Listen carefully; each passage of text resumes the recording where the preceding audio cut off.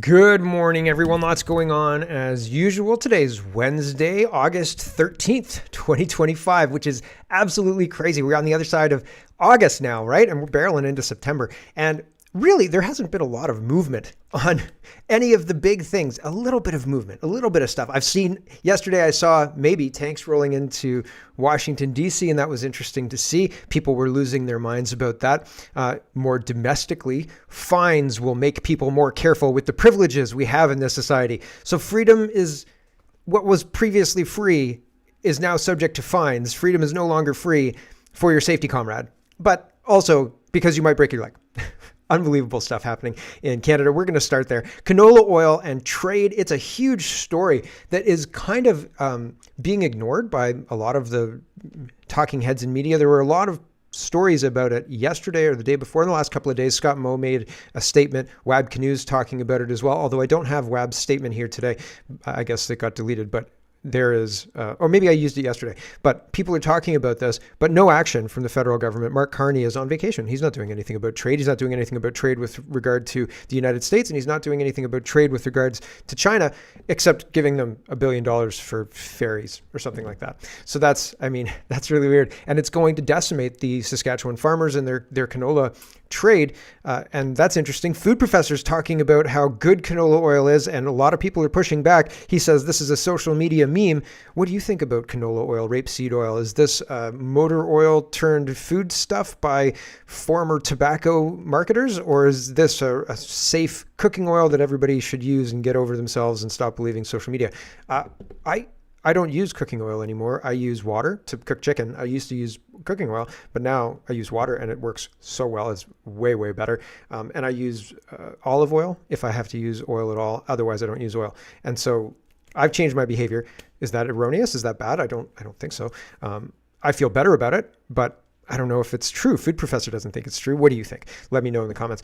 Housing crisis is getting worse, but no solution in sight. Housing starts in Ontario are down 25%. That's unbelievable. And I don't know if we're going to make it. I want to make this series of tabs in the free show, but I don't know if it's going to happen. I want to do it, and I want to do it in under 20 minutes, but I'm talking a lot already. So it's the Alaska Summit, and I was going to start the show with this because I think it's really, really, really important, but it's also twisty and turny because the EU is trying to sabotage it, and Trump is calling them out, but there's also other domestic things going on, and we're going to talk about that at the end of the show. So there's a whole bunch of stuff going on with Trump. I may have to kick the Alaska Summit right to the end of the show to butt it up against what's going on domestically in the United States, because domestically what's going on is interesting as well, and people would push back against it if it was Biden, but because it's Trump, people love him, and it's law and order framed, right? Just like George W. Bush, but in a different, non-Abu Ghraib kind of way. Maybe. Fingers crossed. Anyway, there's lots to get to. Let's get to it.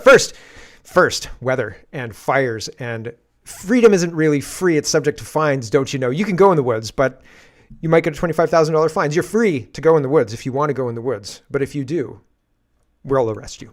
So it's not really free. It's not really free. So the fines are changing what was once free into something that is not free anymore. And they don't seem to be able to admit this to themselves, even as they say these crazy things on camera. Okay, it wasn't actually about starting fires, banning hiking in the woods. But what if you break your leg? Is admitting you completely lost the argument. Totally and completely lost the argument. And here is an interesting little waylay just before we get to the premier. Table Salt says this one is wild. 19 degrees, 66 Celsius or Fahrenheit in Calgary, and they put it in a molten lava red. It's obvious that all the weather channels redshifted the temperature maps over the last 6 or 7 years. The question is why. I think we know why, fellow watcher. Is it to induce clicks? No. Nope. Or is it something more nefarious? Yes, much more nefarious. They want us to believe that there's this thing going on, and they'll geoengineer drought and fires and all the rest in order to convince us that this is really, really real, and they're definitely not doing anything to induce all of this. And they want us to believe and want whatever solution they're about to offer, which is basically just your standard communism, right? Rat on your neighbors, big fines, locked in your house, et cetera, et cetera. Don't worry, we'll save you, comrade, for your safety, comrade. But this is to convince you and to get you begging the government for a solution. Please, daddy government, come and save me. That's what Mark Carney likes to be called, I think. So here is John Hogan, and he's the premier of Newfoundland and Labrador. And he says, you're free to go in the woods, but we will arrest the crap out of you if you dare to go in the woods and defy these orders. Here we go. We felt that taking the steps with the fines will put pressure on people to be careful and to not abuse the privileges that we have in this society. So that's where we are right now. It's similar to you can drive, but if you drive more than 30 kilometers an hour, we're going to take a picture of your license plate and fine you $7,000. Right? Like it is absolutely not freedom. It is a nanny state wearing the Edgar suit of freedom, to reference Men in Black, right? Edgar's dead and the alien is using the Edgar suit to pretend to be human and he's doing it badly. And same thing. Freedom is dead. And communist fines for random things like walking in the woods are wearing that freedom as an Edgar suit, right? And you're like, hey, freedom, you don't really look like you used to look. And freedom tries to bite your head off and hands you a $25,000 fine.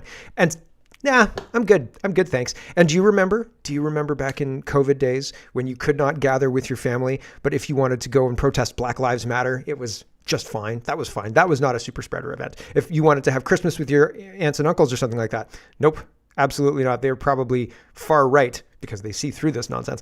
But if you want to go to a Black Lives Matter thing and pull down a statue, well, hey man, that's your right to protest and we can't stop that. Similarly, in Nova Scotia, Halifax Park is having a Shakespearean production of The Tempest by a First Nations group. Isn't that cultural appropriation? What the heck? They hate colonialism, but man, that Shakespeare could really tell a story.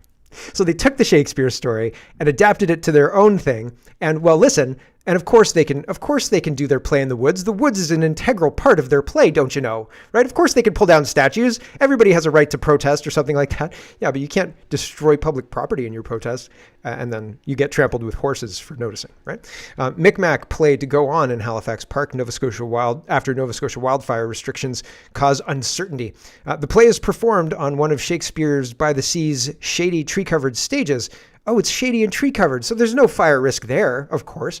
Within the park, the natural setting is weaved into the script of the play with wooden backdrops acting as important parts of the story setting. So, of course, you couldn't move this to a theater or something like that. You have to do it in the park with the $25,000 fines for the plebs who aren't acting, right? What makes the play really unique is that we're in the woods and we actually use it for its potential. See, what makes hunting really unique is that you're in the woods and we're using the woods with our guns to explore deer and the insides of deer and then you take a picture with the deer. No, you don't want us doing that. Some people smoke. What makes the play really, oh yeah, I've said this here. I didn't highlight the Tempest part. Okay. So it's a Shakespearean play. Okay. The indigenous take on Shakespeare's The Tempest was created in collaboration with Halifax-based Zupa Theatre and the Sipu Tricksters, a Micmac collective of First Nation people. It centers on Caliban's story and reimagines the characters from The Tempest as indigenous figures and navigating the early days of colonialization. And isn't that strange? Again, we hate colonialism, but we will steal this Shakespearean play and make it our own. Totally normal. Absolutely 100% normal thing to do. Absolutely, right? This is just an interesting meme. I think this falls in line because we're entering another mass formation psychosis. Don't go into the woods because fire. Don't go to the grocery store because of COVID, right? That's the same kind of thing. It's the same picture. And way back in the day, I guess they were spraying children with poison because that was settled science that it helped kids out. And now we know that spraying them with DDT is bad because people stood up to that. And the meme says, you know why they don't spray kids with DDT anymore? Because someone questioned the settled science. Hey, wait a second. Kids seem to be dying because we keep doing this. Can we stop doing this and see if kids keep dying? Because then maybe if they stop dying, we've identified the problem and stopped it. But if they keep dying, maybe there's another problem, right? Maybe the DDT wasn't the problem, but maybe it is. Same thing here. People stand up and say, this is cracked, but they get silenced, right? Here's Jeff Evely. He was fined $25,000 for walking in the woods and the media is taking an interest. And actually, he says this one was a good interview. He says, CTV National News interviewed me yesterday about receiving a fine for $28,000 for walking into the woods.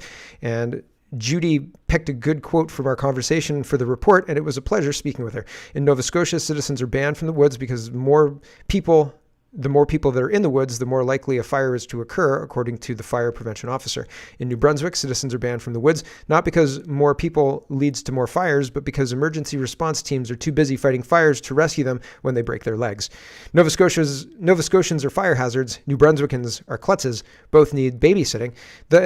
the paternalism of the guilty conscience, central to the essence of totalitarianism, is on full display in the Atlantic provinces. And he's right. And the infantilization of society has created this mess, right? Like, don't worry, kid, we'll come and patch up your knee. Whereas I'm not a kid. And if things happen or go badly, I will blame myself, right? I won't think to myself, I hope Susan Holt shows up to save me with a helicopter or something like that. No, that's not it. That's not the point either. And I don't think I'd put myself in a situation like that. I don't think I'd be taking my boat on a Crown Lake or something to that effect, just in case I capsize. I doubt it, but still, I don't think I'd do that. But good sense is not, like, people aren't being given credit for good sense, and people aren't being given credit. People are being treated like criminals, like children and criminals all at the same time. And that's not going to solve this problem. It's really not. Having individual responsibility, holding your neighbors to account to a certain degree, like, hey, don't smoke near the forest or something like that. You know what I mean? But having laws, having these draconian, totalitarian, tyrannical things happening to reinforce this stuff, I don't think is the solve-all, while the government seems to think that it is the solve-all. Here's Jeff as well, and he's encouraging you to donate to the Justice Center for Constitutional Freedoms. He says, public service announcement. I will not be fundraising for my legal defense against the $28,000 fine issued to me by the province of Nova Scotia for walking into the woods. Anyone setting up a Give, Send, Go or anything else on my behalf is grifting. If you would like to help me in this fight to win back our freedoms, please donate to the JCCF Canada. They are an excellent organization that is vitally important for the defense of our rights and freedoms in Canada, and I'm very pleased to be working with them. Please visit their website to donate. Any links to the website, and so check that out if you're interested in donating. And that's above board, man. So it looks like he is genuinely trying to rattle some cages at the top and doing everything he needs to do and willing to go the distance. So good job. And my gosh, right? It's jaw-dropping what people need to do in order to highlight the awfulness that's going on in Ontario and Canada across the board, not just Nova Scotia and the Atlantic provinces, but everywhere. If they had an excuse, they would do it. Here's Vesper. We're going to talk about censorship and then trade. Vesper says, if you don't believe that the Liberal government is actively trying to undermine, silence, stifle our freedoms online and has been for the last 4 years, look no further than when Twitter sent a confidential reply to the Liberal Party in 2021 on page 3, link in comments. So this is confidential, sent from Twitter Canada to the Department of Canadian Heritage, sent September 24th, 2021. I am heavily censored on this website. I'm heavily censored on all the websites, on YouTube, on Rumble, on Twitch, there are anomalies and weird things that happen with my streams and weird things that happen with uploading videos and weird things that happen with monetization, weird things up and down. And it's not just me. There are other people who this is happening to, but the people who this is happening to all share similar takes on things. Like, I'm trying to tell you to think for yourself. And I'm trying to tell you that here's a source, look into it further. And I'm trying to tell you that I don't think these people are telling you the truth. And for taking that frame, I am removed from the conversation, and their assets attack me for having questions that they don't like. And that's really weird. And that's by design. Twitter has a cap on my videos. You can't watch my video more than, most days it's less than 200 views on my video. I think I've seen videos with 300 views, but it's rare and it's after a few days. And oftentimes after a few days, my video just is gone from the timeline.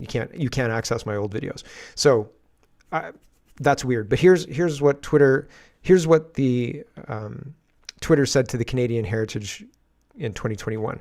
Twitter's view is the framework proposed beginning in Module 1B of the technical paper, for proactive monitoring of content sacrifices freedom of expression to the creation of a government-run system of surveillance of anyone who uses Twitter, or X now. Even the most basic procedural fairness requirements you might expect from a government-run system, such as notice or warning telling these people, are absent from this proposal. The requirements to share information at the request of the Crown is also deeply troubling. The other thing I lost is in Canada, so I had an Amazon account where I would have an affiliate link. And so if you bought property or bought something from Amazon through my affiliate link, I would get a percentage, 1%, 2%, something like that, small percentage, right? And my Amazon.ca account in 2021 violated some rule, and I got banned on the .ca one, but not the .com one. Don't know why. The .com one worked just fine. .ca, nope. And I emailed them and I said, hey, like, I think I've complied with everything. There's no warnings or anything on my thing. Like, can you tell me what's happened here? And they wouldn't even respond to me. They still haven't responded to me. I should probably go and check because I've got my YouTube channel back. So there's probably some kind of thing that I've satisfied now, or there's probably some kind of thawing of this under Mark Carney, because I think they're trying to do it with AI now instead. So maybe my Canadian affiliate account is back up and running, but I don't know. I haven't checked. Maybe I should. But it's very interesting that this is in effect and has been in effect for a long, long time. And it's very, very concerning. Here's Jeffrey Rath, and he says, I've noticed a significant drop in my account's reach and engagement since August 10th, 2025. My posts are not appearing in search results or hashtag feeds, and replies seem hidden from non-followers. I believe this may be due to a technical glitch or an accidental flag on my account. I've reviewed X's community guidelines and ensured my content complies. I've also paused activity and revoked access to third-party apps to rule out issues on my end. Could you please review my account for any restrictions or errors affecting visibility? I greatly appreciate your assistance in restoring my account's normal functionality. Jeffrey is facing off against the system, and the system is fighting back, you see? And so everybody who stands up this way, everybody who frames things this way, it gets treated the same way. Censorship abounds, right? Here is CBC, and they say, Hamilton constable suspended after posting content from extremist groups following CBC investigation. So this is a constable being removed from his job for posting memes from Jeremy McKenzie. And isn't that wild, right? Like that's a little close to home. Police say Constable Greco was suspended with pay after CBC shared disturbing posts. Hamilton police have suspended a longtime officer while they review his social media posts, which include content reshared from far-right groups, anti-immigration messages, and posts in support for a coup against the government. Following CBC, a coup against the government. I just want people in the government to represent the citizens instead of representing globalist masters. That's too much to ask? That's a coup. I mean, the coup's already happened. They don't represent the citizens. They represent some globalist entity that's importing Indians and Middle Eastern people, weirdly, and creating new laws that never existed in Canada before to keep you out of the woods and things like that. For your safety, comrade, of course, right? And soon they'll have digital ID laws for your safety, comrade, right? It's just very, very interesting. So they're turning this into... There was an article recently talking about how groups of men are training together, and this is very, very concerning and dangerous. And they likened it to, World War II isms and things like that.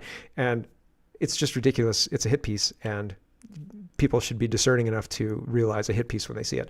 The food professor says China is harming... Okay, we got to talk about trade. I don't know if we're going to make it. The food professor says China harming Canada with tariffs, India harming Canada with tariffs, the United States harming Canada with tariffs. I don't know about you, but I see a pattern. I think the problem is Canada. Like everybody's like, hey, Canada, F you, buddy. F you. You think you're so great? F you, says India and United States and China, all of them. And so are they all the problem? Or maybe it's us, right? If every single girl throws a drink in your face, maybe it's your approach, right? Call me. Maybe it's you. Maybe it's us, right? Maybe we forgot to take a shower. I don't know. Maybe our trade people went down and just pissed everybody off for the last 10 years and they're just effing sick of it. Maybe that's it. Maybe that could be a reason, a contributing factor to this whole thing. Food professor is responding to himself from bad to worse. The Canada-China dispute is widening with new canola tariffs for our farmers, while Trump extends the U.S.-China tariff pause for 90 days, keeping rates at roughly 30% and 10% to avoid escalation. So the canola thing is a big, big problem. And National Post says Canadian canola farmers brace for losses as China announces a 75% tariff. So tariffs are up, and that's bad. WAB. Oh, I do have WAB Canoes thing. Chinese tariffs cost Western Canada farmers about $1 billion today alone, and more losses are expected tomorrow. And this was August 12th. And today is the 13th, so more losses expected today, according to WAB Canoe. I stand united with our Western producers, calling on the federal government to support our AG industry and to find a path towards removing these to remove these tariffs. Everybody, we were warned. Everybody said, like months ago, if you put these tariffs on electric cars to protect an electric car market that doesn't exist, you're going to have a bad time. And here we are having a bad time. So I don't know what to tell you guys. Like, We knew. It's not like this is a surprise. Here is 5.5 minutes of Scott Moe, and he says our Canadian canola industry is every bit as important to our economy and jobs as Canadian steel, aluminum, auto manufacturing, and forestry, and a lot more significant than the electric vehicle industry. Here's my statement on the 76% tariffs on canola imposed by China today. And so he's saying it's bad, and it's bad. So I'm not surprised, right? Here is Senator Housakis, and he says, for anyone still under the illusion that China could be a reliable trading partner, this is what naivety and weakness earn you. Will the Liberals be thanking them with more shipbuilding contracts? Savage. Absolutely savage, right? That's just shredding the current Liberals. Unfortunate that nobody cares. It's just really unfortunate that nobody cares at all. Here is Stockwell Day, and he's responding to Doug Ford, and Doug Ford says, basically, Trump's making me so mad. I'm getting emotionally mad here. Here's Doug Ford. So I appreciate the question. Sorry, I'm getting a little passionate today about this because that guy drives me crazy down south, I'll tell you, and 41 million other Canadians. So people clap for that nonsense? My gosh, talk about an echo chamber. Oh my gosh, I want to do this series of tabs. Okay, we're going to go through this and then I'm going to cut the stream. But my better judgment is saying cut it right now. Anyway, Viktor Orban is representing Hungary, and he says, I disagree with what the EU is doing right now. The EU is trying to stifle the Alaska summit, and the Alaska summit is a way for the United States. I can't do this whole tabs. I can't do this whole series of tabs. It's going to take me like 8 minutes. The Alaska summit is a way for the United States to deal directly with Russia. And if the United States and Russia trade and deal directly with each other, they don't need an intermediary like Europe to mess things up, which is what's been happening. And so Europe is panicking because Trump and Putin are meeting, and they're trying to do everything they can politically to put fly in the ointment of this meeting.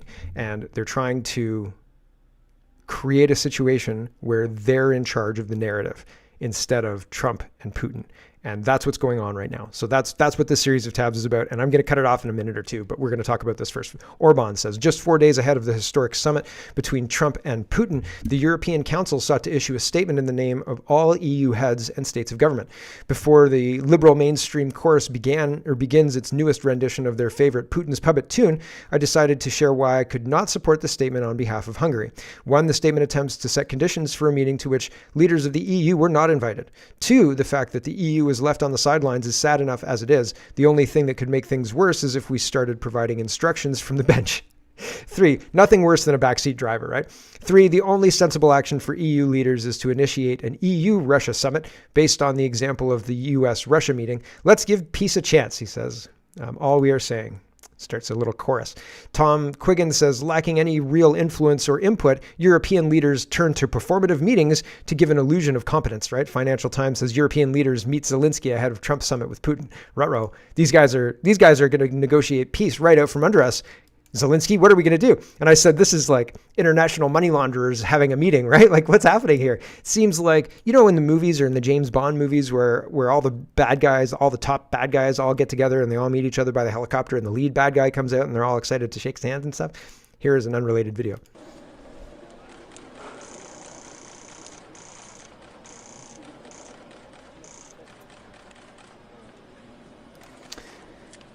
These guys are trying to derail all of this. Okay, here is a little bit more color on this. Some people agree with this guy, some people don't agree with this guy, but I'm going to cut the stream right now. So that's the meat and potatoes. There's a little bit more, but and lots more show coming.